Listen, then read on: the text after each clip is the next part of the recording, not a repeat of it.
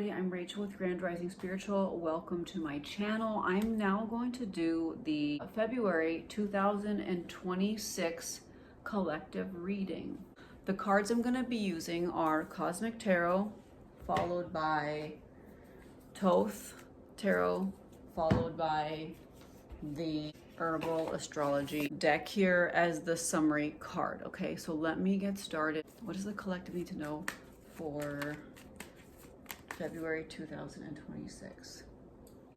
The central card is about not having enough money or potentially being in debt.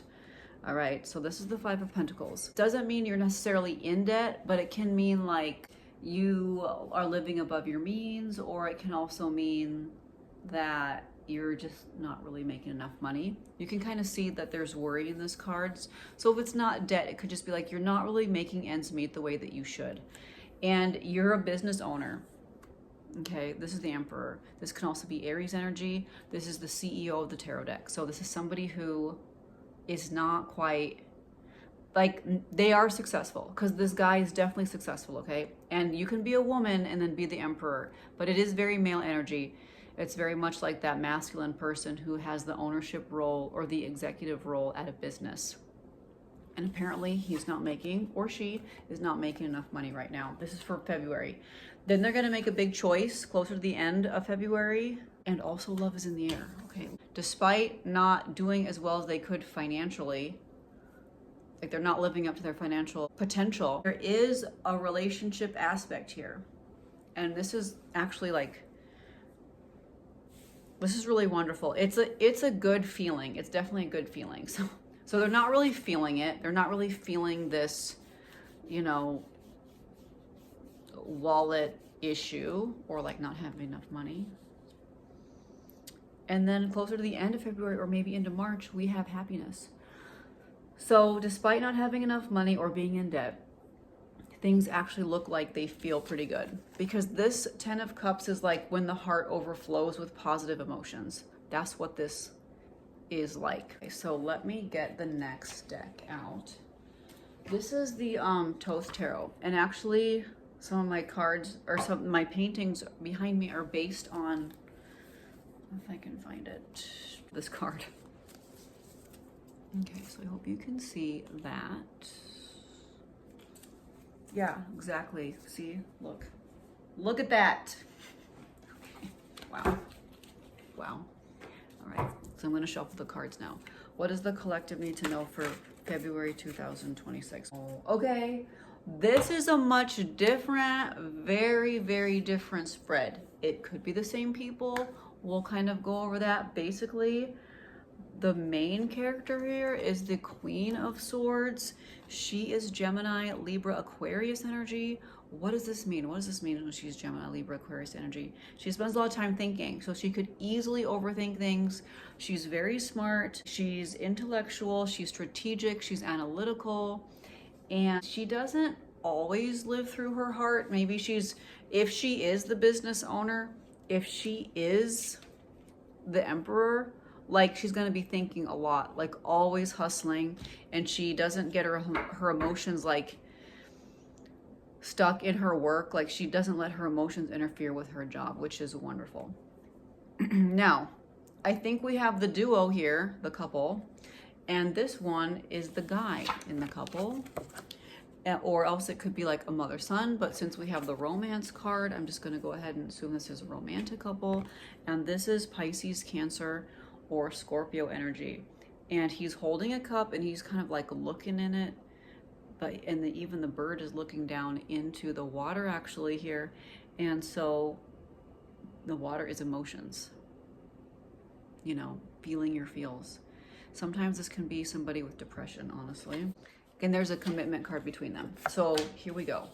This is the woman and the man of this relationship. There is a difference here. There could be an age difference.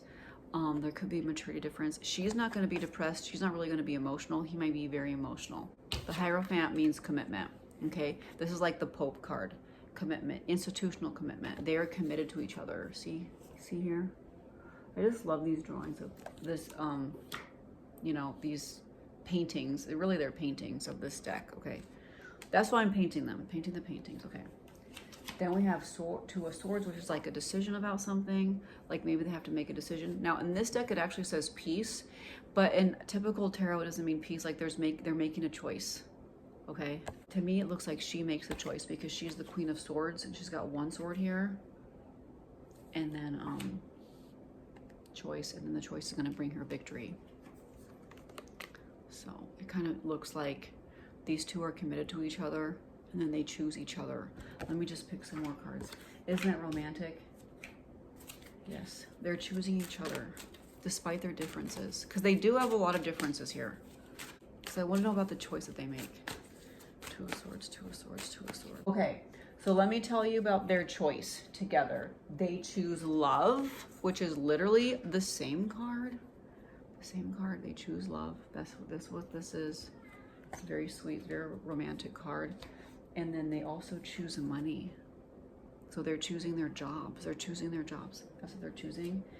And then they're choosing, there's a Princess of Swords. So I don't know who this is.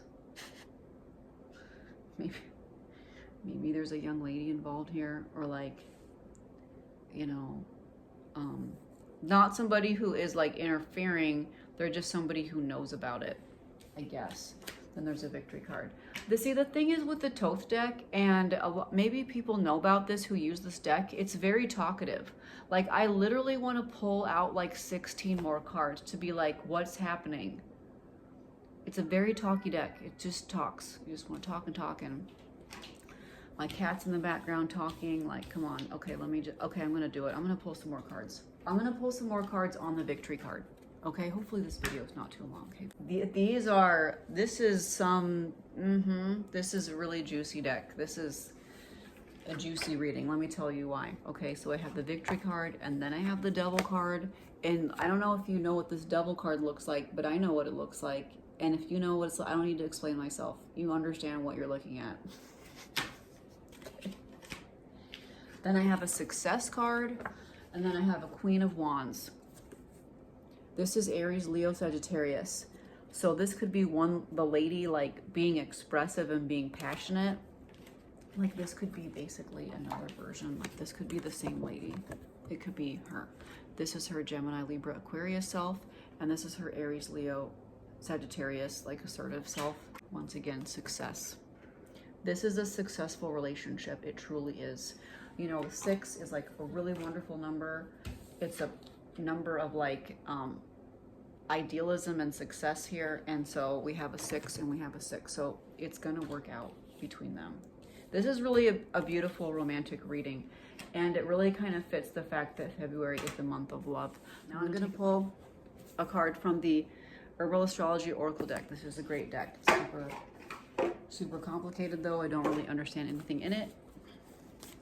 Summary card for February 2026. Summary card for February for the collective 2026. Lion's Mane, leadership. All right, so Lion's Mane is, you probably are familiar with this because it's a very popular type of mushroom. And I actually started using, not Rise, but Everyday Dose. I was using Everyday Dose for the Lion's Mane. And actually it was very good. It was, I do recommend Everyday Dose. This is also associated, this is an herb that's associated with Mercury, and it's also associated with sacred masculine leadership, okay?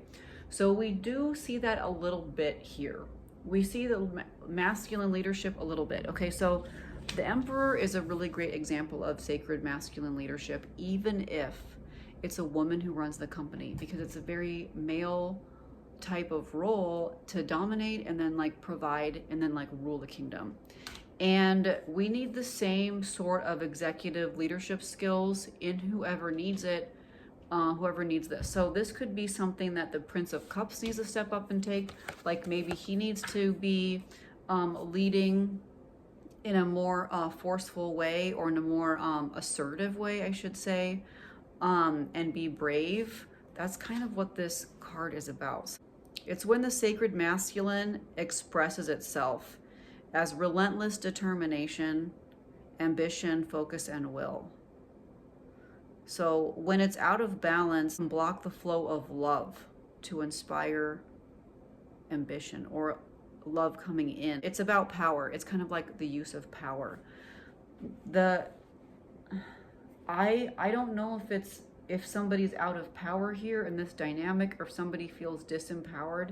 Typically, because the Prince of Cups can be depressed, sometimes he feels disempowered because he's like led all over the place by his moodiness and his emotions. Queen here, she's kind of stepped into her queen power, but I think it's the masculine here that's kind of asked to step up, I suppose, and like let love guide him more, because this is a really beautiful card, this love card. I mean, it's not just about romantic love, it's about like that feeling like just living a romantic life in general, and beauty and appreciating it and having a really great partnership that is very meaningful. So for any of the sacred masculines out there, this could be for you.